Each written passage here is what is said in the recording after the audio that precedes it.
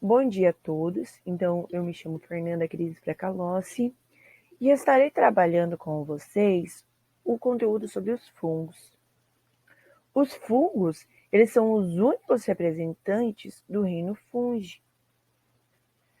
Na última aula, a gente trabalhou sobre as bactérias.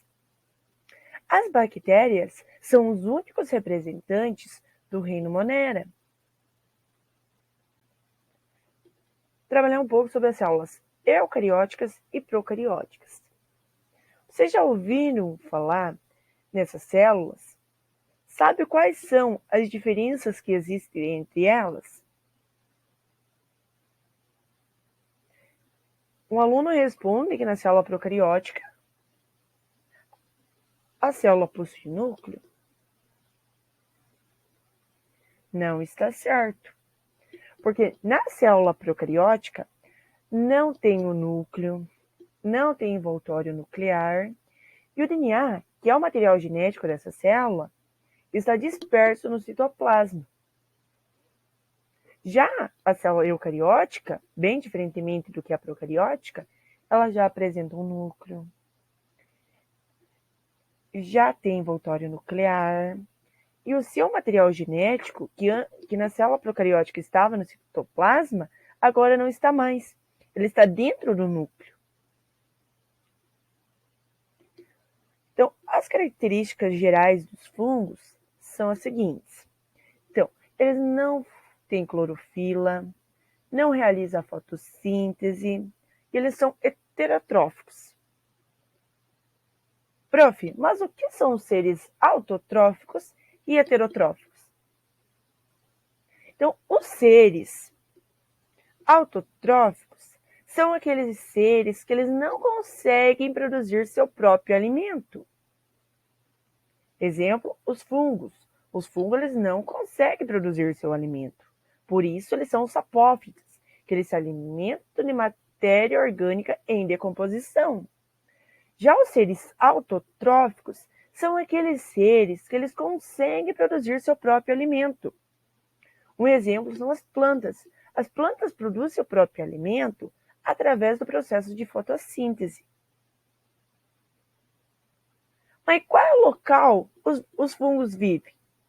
Será que a gente pode encontrar os fungos no ambiente terrestre? Em ambiente aquático? Será que a gente consegue estar observando fungos e animais?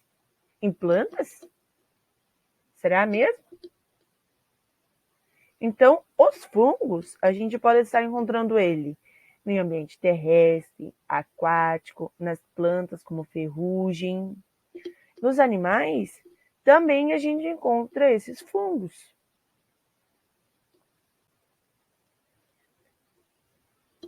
Alguns representantes dos fungos. Então, a gente tem fotos ali da levedura. A levedura, ela não é conseguida ver a olho nu. A gente precisa da utilização do microscópio para a gente estar conseguindo ver desses organismos. Tem os cogumelos, os bolores, os mofos. Observando essa imagem, a gente consegue ver dois tipos de frutas, com mofos e com mofos. Será que a gente pode estar consumindo esses alimentos? E aquele pão que foi esquecido na geladeira, dentro do armário, por mais do que semanas? Será que a gente pode estar consumindo esses alimentos? Será que não vai ter nenhum malefício para a nossa saúde? Quando a gente está no campo e a gente vê um pé de fruta, a primeira impressão é que ela está boa.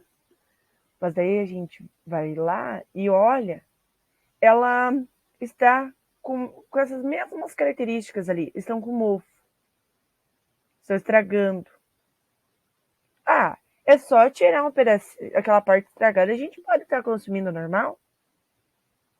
Será mesmo? Será que esse fungo já não se espalhou? Então a gente não pode estar consumindo esses frutos porque o fungo já está espalhado por todo o alimento. Então, a classificação dos fungos. Os fungos eles são classificados em 4 grandes ordens. Os zigomycetos, ascomicetos, os basidiomicetos e os quitridiomicetos, que será falado agora sobre cada uma.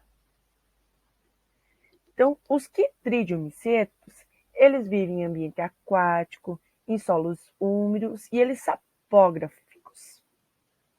Saprófagos. Então, o que significa isso?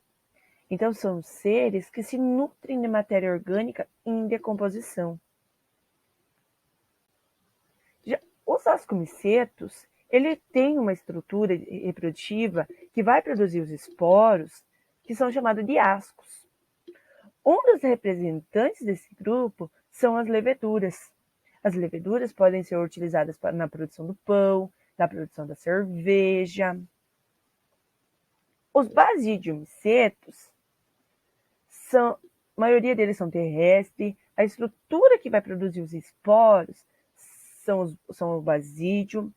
Os representantes desse grupo são as orelhas de pau e o champignon. Então, os cogumelos, que são parte desse grupo, então ele tem um corpo filamentoso, ele é constituído por hifas. Essas hifas, ela nasce devido à produção de esporos, juntamente com a produção de esporo, e esse conjunto de hifas, ela forma um micélio. Será? Se a gente olhar um cogumelo no campo, a gente pode estar coletando ele para fazer o consumo? Não podemos pegar todos os fungos que a gente vê no campo, pois tem uns que causam malefícios à nossa saúde. Tem uns que apresentam propriedades psicoativas, alucinógenas, que são prejudiciais para a saúde dos seres humanos. Um exemplo é a Manita muscaria, esse cogumelo vermelho com pintinhas brancas.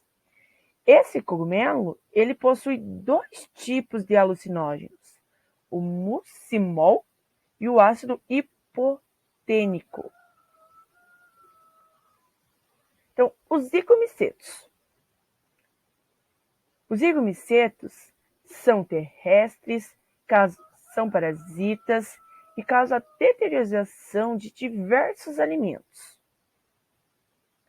Então, a gente pode perceber que tem os fungos, eles podem ser divididos também em unicelulares, que são formados por uma única célula, que é o caso das leveduras, e os pluricelulares, que são formados por vários tipos de células.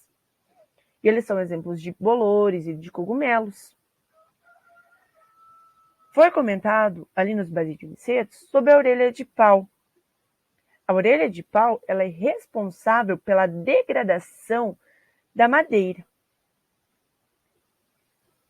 Eu esqueci de comentar também que a parede celular dos fungos é constituída de quitina.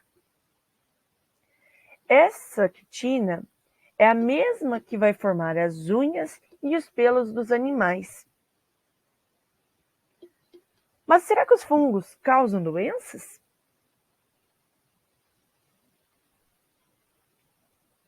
Um exemplo são as micoses,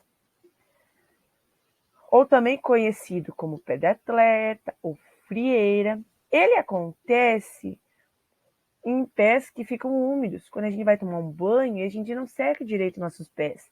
E a gente coloca um tênis. Mas também pode acontecer por causa de calçados apertados. Aonde que começa a aparecer os sintomas da micose? Então, ela começa a aparecer entre os dedos. Mas também podemos falar também que os fungos, tem um fungo chamado Penicillium, que ele é utilizado na produção de antibiótico, de medicamentos, a penicilina.